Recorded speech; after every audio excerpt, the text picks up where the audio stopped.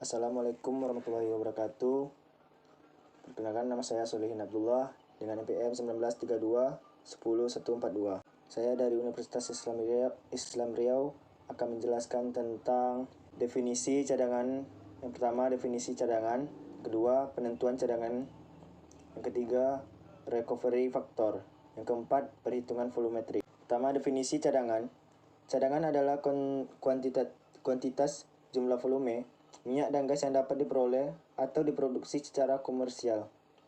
Cadangan yang dapat lanjuti dihitung apabila telah memenuhi beberapa kriteria, antara lain adalah: yang pertama, telah ditemukan (discovered).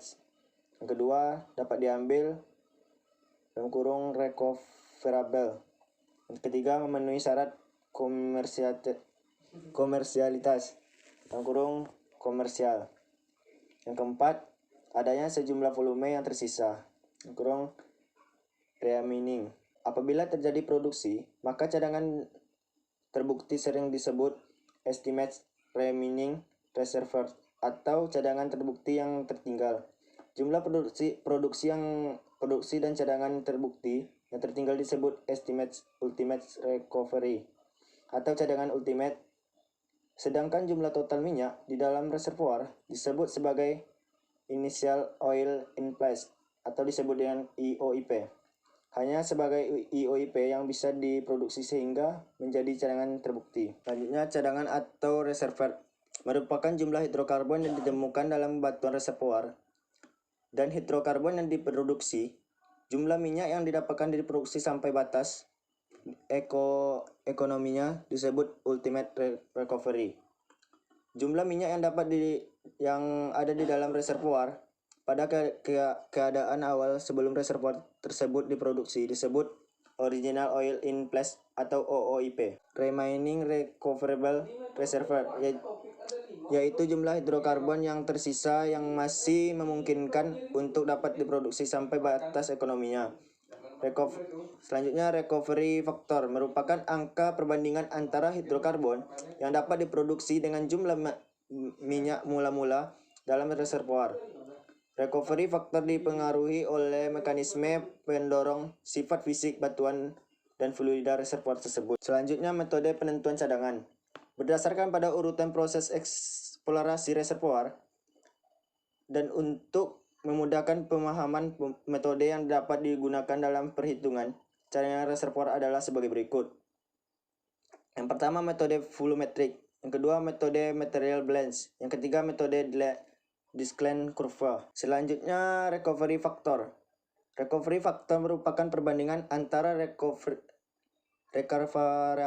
reservoir dengan initial oil in place. Recovery factor sama dengan recovery variable reservoir per initial oil or gas in place, atau recovery factor volume minyak atau gas awal dikurang volume minyak atau gas sisa per volume minyak atau gas awal. Dan selanjutnya, metode volumetric.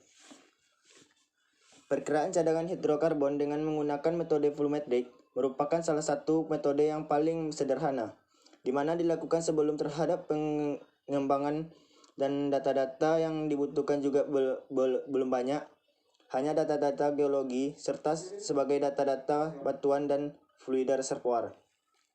Bersama untuk menghitung initial oil in place adalah OOIP sama dengan 7758 dikali variable bulk dikali porositas dikali (1 dikurang saturasi water per faktor volume formasi minyak.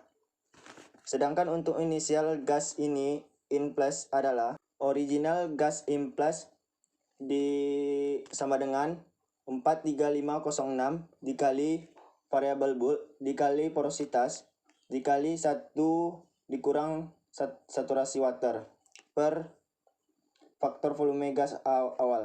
OOIP sama dengan jumlah minyak mula-mula di reservoir STB. OGIP sama dengan jumlah gas mula-mula di reservoir SCF. FB sama dengan volume bulk reservoir akrifit. Yang selanjutnya porositas. Yang SW sama dengan saturasi air formasi awal fraksi. Boy sama dengan faktor volume formasi minyak awal atau bisa BBL per STB. Dengan melihat persamaan di atas, maka data-data yang dibutuhkan untuk melakukan perkiraan cadangan adalah volume bulk reservoir dikali porositas fraksi dikali saturasi air formasi fraksi dikali faktor volume formasi minyak awal dikali faktor volume gas awal. Data sifat-sifat fisik batuan dan fluida reservoir diperoleh dari hasil laboratorium, sedangkan untuk menentukan volume bulk reservoir diperlukan data-data geologi yang representatif. Perhitungan volume batuan reservoir dengan menggunakan peta isofat dibedakan menjadi dua persamaan, yaitu yang pertama persamaan piramidal dan persamaan trapezoidal. Yang pertama, metode trapezoidal. Persyaratan utama dalam melakukan perhitungan dengan metode ini adalah perbandingan antara luas garis kontur yang berurutan harus lebih besar dari 0,5. Secara matematika, persamaannya dapat ditulis sebagai berikut. Volume bulk sama dengan interval antara garis kontur isofat per 2 dikali luas yang dibatasi garis kontur isopat terendah ditambah luas yang dibatasi garis kontur isopat yang ada di atasnya. Yang kedua, metode piramidal. Persyaratan utama metode ini adalah perbandingan antara luas garis kontur yang berurutan harus kurang atau sama dengan 0,5.